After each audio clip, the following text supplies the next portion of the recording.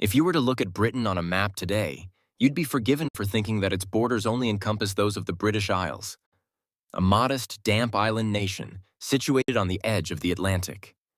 But that modern view obscures one of the most astonishing and controversial realities in human history.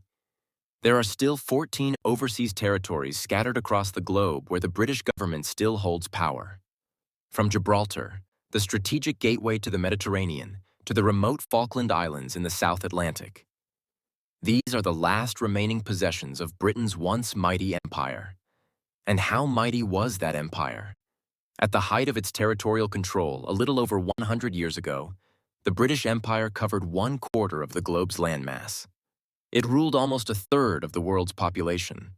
It truly was the empire on which the sun never set. We often hear this story told as a heroic saga of exploration, commerce, and the spread of civilization. But how? How did such a small island nation become the largest and most powerful empire the world has ever seen? The dark truth is that Britain's rise was not a fortunate historical accident.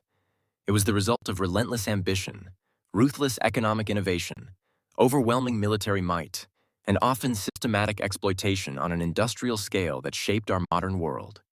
Welcome back to DC Explore. In today's video, we are going to unravel the real history of the British Empire.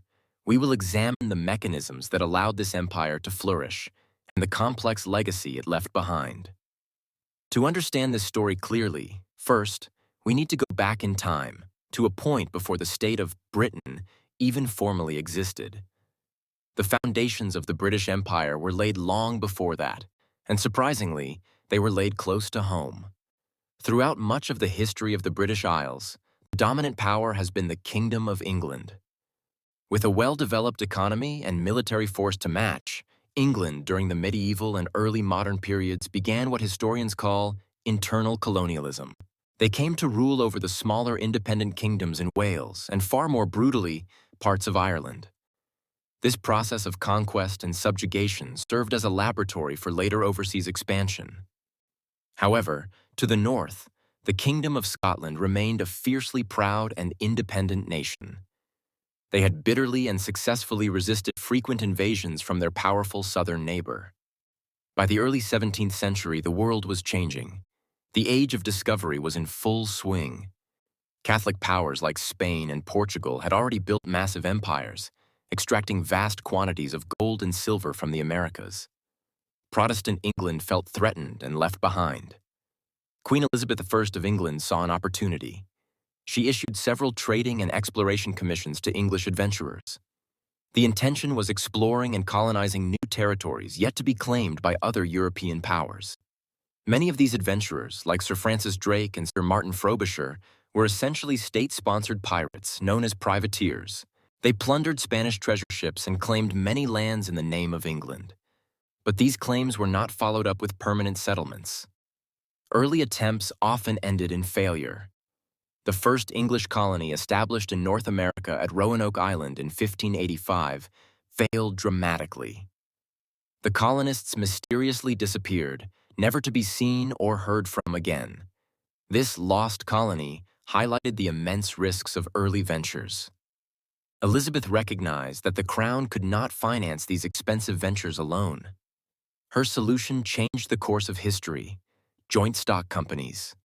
She granted several royal charters to private companies established specifically for the purpose of developing overseas trade.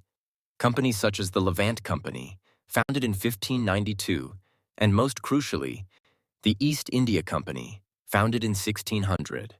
These companies were granted monopolies on all English trade to and from vast regions. This was the birth of imperial capitalism. These companies were not just commercial enterprises. They were agents of expansion, empowered to wage war and administer territories. When Elizabeth I died in 1603, the throne of England passed to James VI of Scotland. Upon his ascension to the throne, James became the king of both Scotland and England through the union of the crowns. However, the two kingdoms remained distinct and were ruled separately. King James looked to build further on the attempts of his predecessor to establish overseas colonies. Under his reign, the English developed a more structured framework for governance. Colonies were to be ruled under one of three types of structures: A crown colony was directly ruled by the monarch themselves, typically via a royally appointed governor. This was the most direct form of control. A charter colony was ruled under a corporate charter. These colonies often granted colonists significantly more political liberty to encourage settlement. Finally, a proprietary colony was governed by an individual, typically the head of a joint stock company. These were commercial enterprises with responsibilities to shareholders. Proprietary governors typically did not live in the colony, and so appointed local governors to rule in their absence. Over time, however, these proprietary colonies became increasingly difficult to manage and often transitioned to crown colonies instead, ensuring more direct English control. An important yet often overlooked development in England's expansion is that of the plantation of Ulster. This was a colonization project right within the British Isles. It saw Protestant settlers from Scotland and England transported to parts of the north of Ireland during the early years of King James's reign. This was not a peaceful migration. It was a deliberate policy aimed at replacing the native Catholic population with loyal Protestant settlers. This model of organized colonization, the confiscation of land and imposition of new structures, would form a brutal blueprint for future English colonial expansion. Many of the leaders of the Ulster plantation later became involved in establishing other colonies in the New World, bringing with them their experience in subjugating native populations. Throughout the 1600s, the Kingdom of England accelerated the expansion of its overseas colonies in North America and the Caribbean. Some were entirely new ventures, such as Jamestown in Virginia, founded in 1607. Early settlers struggled to survive before finding economic salvation in the cultivation of tobacco, a cash crop that would define the region's economy. Others were annexed or seized from rival foreign powers.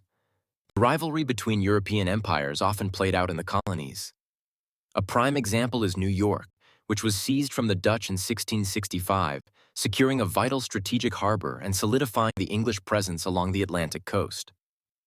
Concurrently, England also significantly developed its trading networks in Africa and the East Indies. This involved not large-scale settlement, but the building of factories, trading posts, and fortified outposts to control the lucrative spice and textile trades. But this mercantile success had a horrific dark side, a critical component to this growing prosperity that is often glossed over in traditional narratives. It was the creation of the Royal African Company in 1660. This company was granted a monopoly over English trade in West Africa, and its primary commodity was human beings. Over the subsequent decades, this company would become the leading participant in the brutal yet highly lucrative transatlantic slave trade.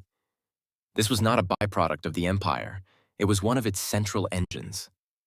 Millions of Africans were forcibly removed from their homes and transported across the Atlantic in the horrific conditions known as the Middle Passage. The wealth generated by slave labor on sugar and tobacco plantations flowed into the coffers of London, fueling Britain's economic growth and funding the Industrial Revolution. The empire was being built on human misery on a massive scale. During this period, Scotland also began to establish overseas colonies of its own, having looked on somewhat enviously at the successful endeavors of the English. Unfortunately for Scotland, almost all these attempts ended in failure. Colonies in Nova Scotia, Cape Breton, and Carolina barely lasted a few years, hampered by lack of funding and stiff competition.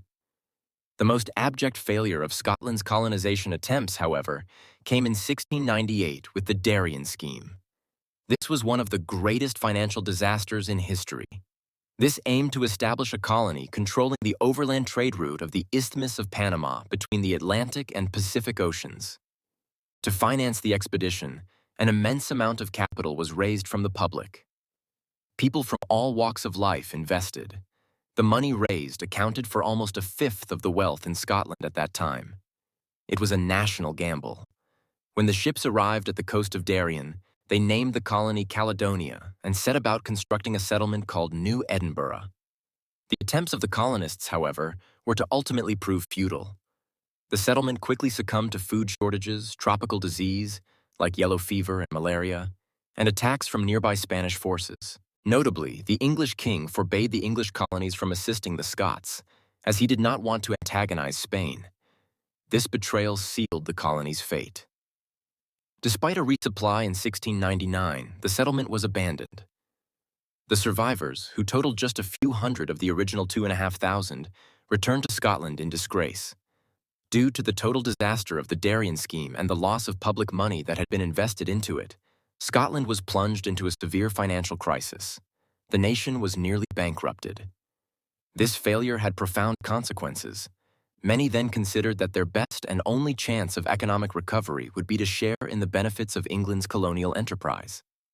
By the turn of the 18th century, England and Scotland remained independent kingdoms. Although the Glorious Revolution of 1688 had dramatically shifted the political landscape within the British Isles. The Catholic James II was deposed and replaced with his Protestant daughter Mary and her Dutch husband William, who became King William III of England and Scotland. Legislation was passed in England so that only Protestants could inherit the throne, but this law did not apply in Scotland. This created the possibility of a future split in the monarchy, a prospect the English were determined to avoid. And so, under the reign of Queen Anne in the early 1700s, efforts were made to unite the parliaments of both nations and secure a Protestant line of succession for the monarchy. When the Acts of Union were passed in 1707, England and Scotland were then united into one kingdom under the name of Great Britain. The British Empire was officially born. The Scots would now play a significant role in the expansion and administration of this empire. Over the following decades, the newly formed Britain became involved in a series of wars with other European powers, primarily France and Spain. These were not just European conflicts. They were global wars, fought not only on the continent, but also wherever their overseas colonial interests lay. Warfare became a primary engine of imperial expansion. After the War of the Spanish Succession concluded in 1714 with a victory for Britain and her allies, peace negotiations granted territorial concessions from the defeated French and Spanish. Newfoundland and Acadia in North America passed into British control. Crucially, Britain gained the strategic Mediterranean islands of Gibraltar and Minorca, giving them naval dominance over the region. While the British government was fighting wars in Europe and North America, another entity was quietly building an empire of its own in the East, the British East India Company. While not technically part of the empire, the EIC nevertheless still pursued British colonial interests and increasingly engaged in military operations against its rival, the French East India Company, across the Indian subcontinent. The Mughal Empire, which once dominated India, was collapsing, creating a power vacuum that both the British and the French were eager to fill. The decisive turning point came in 1757.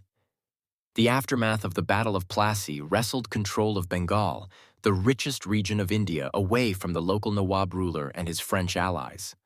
Led by Robert Clive, a ruthless company official, the EIC became the de facto ruler of millions of people. This left the British as the leading military and political power in the region. This was no longer about trade. This was about conquest and extraction. This acted as a springboard for the British East India Company to expand its territory further in later years, either assuming direct rule themselves or via local rulers who were threatened with force from the company's private armies, one of the largest standing armies in the world at the time. Further conflicts of the 18th century, namely the War of the Austrian Succession and the 7 Years' War, 1756 to 1763, in particular, further cemented Britain's global dominance.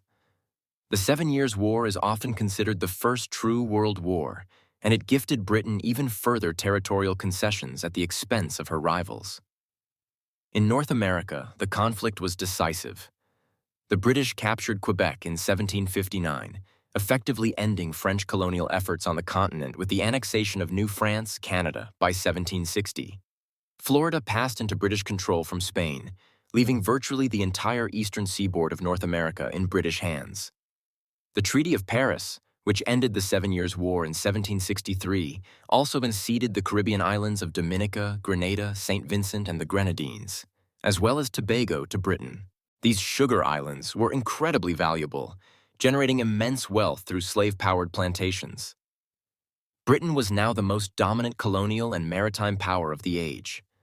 Throughout its history, the British Empire would be powered by two components that went hand in hand with one another: a twin engine of power. Firstly, mastery of the high seas through naval supremacy. The Royal Navy was the empire's enforcer.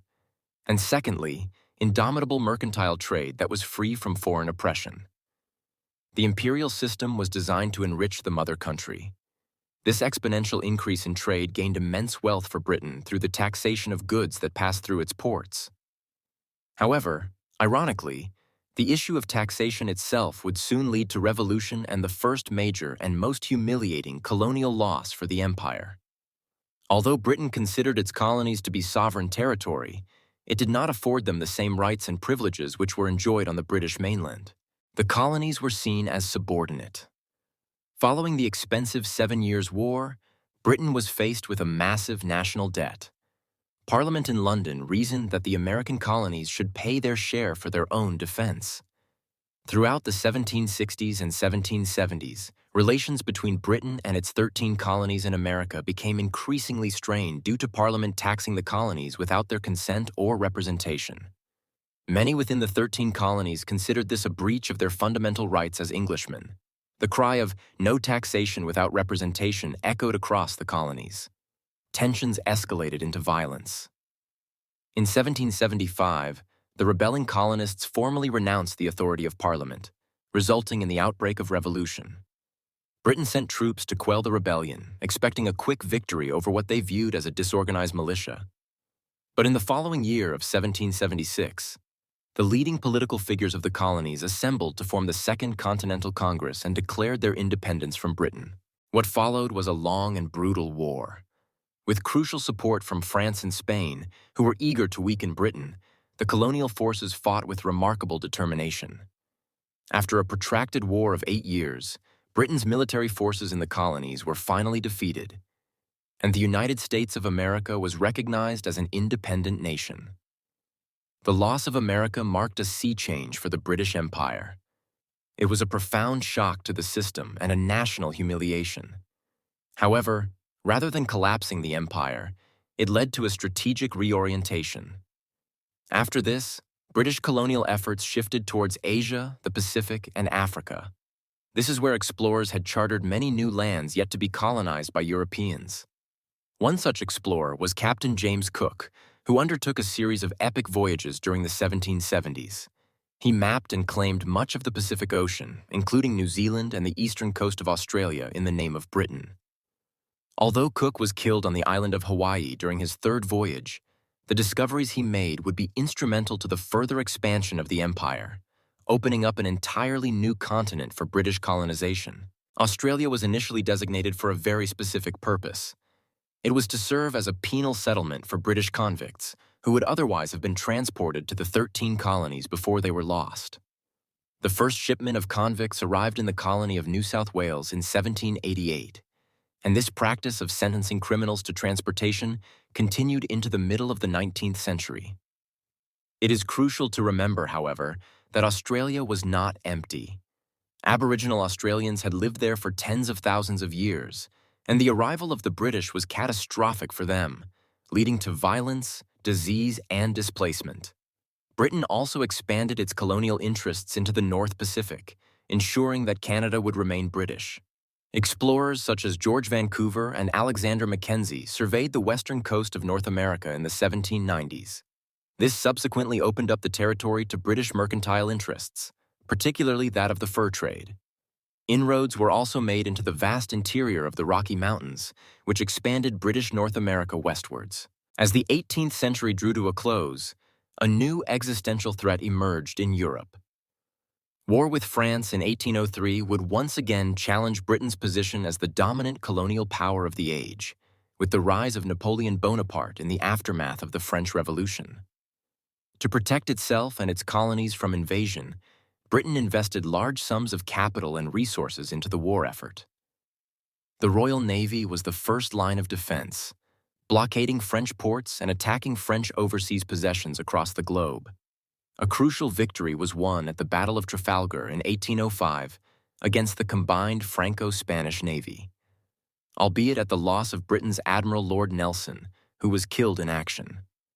Victory at Trafalgar not only eliminated the threat of invasion for Britain, but it also secured the uncontested supremacy of the Royal Navy for the next 140 years. Britain now ruled the waves. By the time the Napoleonic Wars had drawn to a close in 1815, Britain was part of the victorious Allied coalition. Once again, victory was marked by territorial expansion. Britain secured further territory from the defeated French, Spanish, and Dutch, who had been part of Napoleon's French Empire. The Ionian Islands, Malta, Mauritius, St. Lucia, the Seychelles, Trinidad and Tobago, Guyana, Ceylon, and the Cape Colony in South Africa were added to Britain's already substantial number of colonies. Many of these Caribbean colonies contained countless plantations dedicated to the production of sugarcane, which over the centuries had become exclusively reliant on slave labor. Although Britain had already profited tremendously from the transatlantic slave trade, the tides of opinion and economics were beginning to turn. The advent of the Industrial Revolution shifted the focus of merchants and capitalists to produce goods at home in Britain, rather than relying on slave-produced goods from the colonies. Additionally, growing political pressure from well-organized abolitionist groups, fueled by religious fervor and Enlightenment ideals, eventually forced the hand of the British government. In 1807, the slave trade was abolished within the British Empire. It would be another 27 years, however, and a massive compensation payout to the slave owners, before the institution of slavery itself would be formally abolished in 1834. The period from 1815 to 1914 has often been described as Britain's imperial century, or Pax Britannica, British peace. With no serious global rivals, Britain was the world's sole superpower. After effectively seizing control over the Indian subcontinent, the British East India Company looked to expand its interest further across Asia. Singapore was founded as a strategic trading post in 1819, and later incorporated as a colony in 1824, controlling vital sea lanes. In China, the British Empire engaged in one of its most shameful acts. The East India Company, alongside the British government, actively promoted the opium trade, smuggling tons of the addictive drug into China against the objections of the Chinese government. When China attempted to stop the flow of opium, Britain went to war. In the aftermath of the First Opium War in 1842, Britain was able to seize control of Hong Kong and Shanghai, forcing China to open its markets. The East India Company's control over India itself, however, was severely challenged in 1807 when local troops, sepoys, rebelled against their British commanders in what became known as the Sepoy Rebellion. The rebellion was sparked by deep-seated resentment of British rule and cultural insensitivity. The East India Company fought against troops previously under its command and retook the territories that had been seized by the mutineers. The fighting was brutal, with horrific atrocities committed by both sides.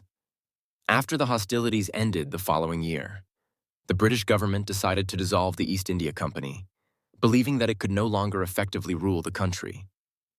India was then brought under direct British rule in 1858, beginning the period known as the British Raj. It became the most valuable possession within the empire, colloquially named as the jewel in the crown. An emerging threat to Britain's imperial ambitions during the 19th century came from the Russian Empire. Russia wished to expand its territorial possessions and sphere of influence into Central Asia and the Mediterranean to fill the void of the collapsing Ottoman Empire. This strategic rivalry became known as the Great Game. When Russia invaded the Ottoman-controlled Balkans in 1853, Britain alongside France entered the war in support of the Turks.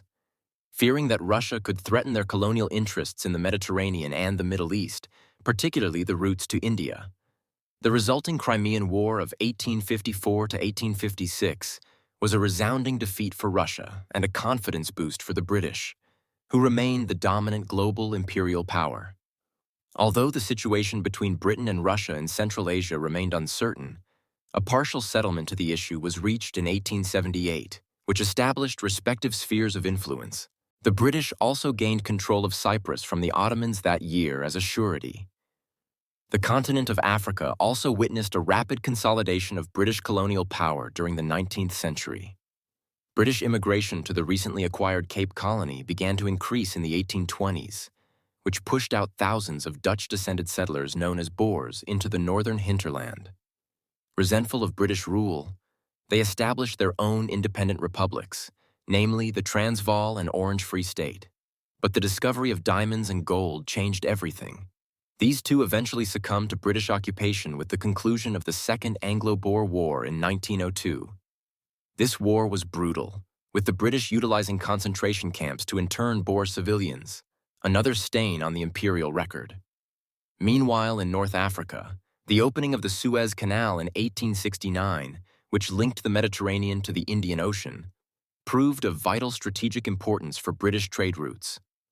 Although Britain could not take direct control of the canal, it was able to militarily occupy Egypt in 1882, making it a de facto protectorate.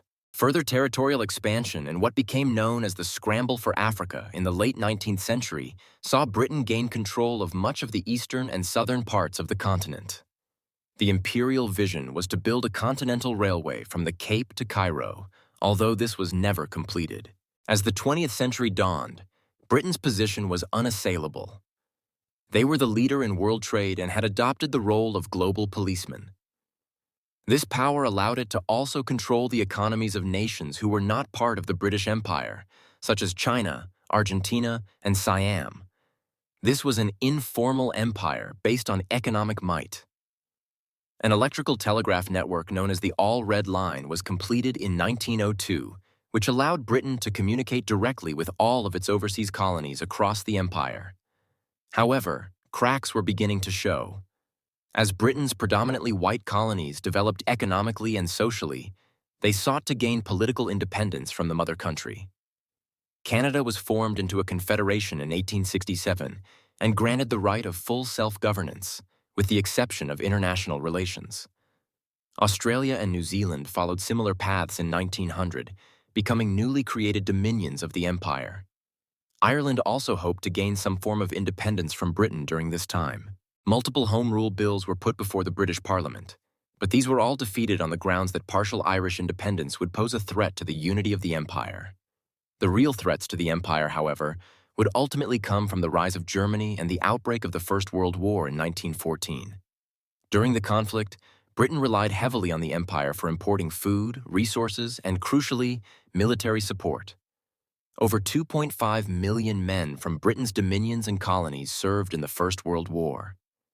Many from Canada, India, Australia, and New Zealand made the ultimate sacrifice for king and country, suffering heavy losses at battlefields like Gallipoli and the Somme. Britain was able to defeat Germany and its Ottoman allies in the war and annexed much of their territory in the Middle East, including Palestine and Iraq, Africa, and the Pacific. Victory, however, came at a heavy price for Britain. The country was economically and militarily exhausted. The First World War signaled the beginning of the end for the empire. Although 1921 marked the peak of the British Empire's territorial possessions, Ireland was granted independence that same year following a brutal war of independence. And soon other nations within the empire began to question when they may become independent also. Nationalism was on the rise globally, particularly in India under the leadership of Mahatma Gandhi. The outbreak of the Second World War in 1939 put a temporary halt on this as Britain once again turned to the empire for support. Though ultimately victorious, Britain was bankrupted by the war and was no longer in a position to support its overstretched colonies. They also faced increasing pressure from the new superpower, the United States, which was opposed to colonialism. Gradually, throughout the 1950s, 50s, 60s, and 70s, the colonies and dominions of the empire were granted their independence from Britain in what was recognized as the wind of change. India, the jewel in the crown, gained independence in 1947, an event marked by the traumatic partition and horrific sectarian violence. Almost 400 years of British colonial history came to an end. Although almost all these newly independent nations did not sever ties with Britain completely and agreed to join the political association named the Commonwealth, with 14 of these nations also retaining the British monarch as their respective head of state. Perhaps what many see as the final and most symbolic representation of the end of the British Empire came in 1997, when Britain formally handed over Hong Kong to China. Thus, we can see, the story of the British Empire is an epic saga of ambition, innovation, conflict, and constant transformation. It shaped the world in profound and often painful ways. The legacy of the empire remains with us to this day. The English language is the most widely spoken on Earth, and British cultural practices, legal systems, and customs remain universally popular. Modern Britain itself can even be seen as a microcosm of the empire, with people of almost every race, nationality, religion, and culture that were once under British rule now living on the very island that began the journey of empire all those years ago. This story raises profound questions about the nature of power, the cost of progress, and the complex legacy of history. And this leads us to the big question of the day. Having seen the whole picture, including both the achievements and the devastating consequences of colonialism, what do you think is the true legacy of the British Empire? Did the contributions of infrastructure and institutions outweigh the damages caused by exploitation and oppression?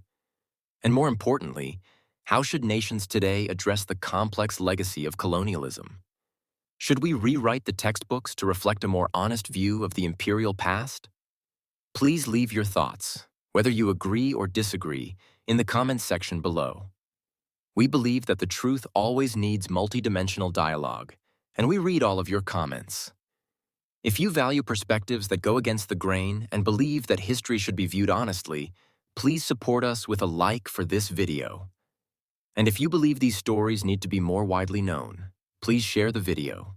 Of course, if this is your first time visiting DC Explore, please hit the subscribe button and the notification bell icon, because we still have many other hidden truths waiting to be discovered. Thank you for joining us. See you in the next video.